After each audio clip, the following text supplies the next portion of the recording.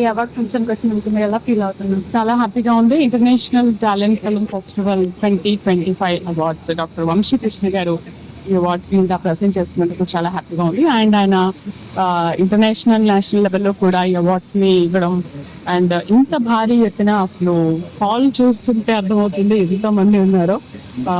And congratulations doctor Vamsikrishna గారికి. ఇలాంటివి చాలా ఇంకా సెలబ్రేట్ చేయాలి. అండ్ ఈ అవార్డ్ ని తీసుకున్నందుకు నాకు చాలా హ్యాపీగా ఉంది. Thank you.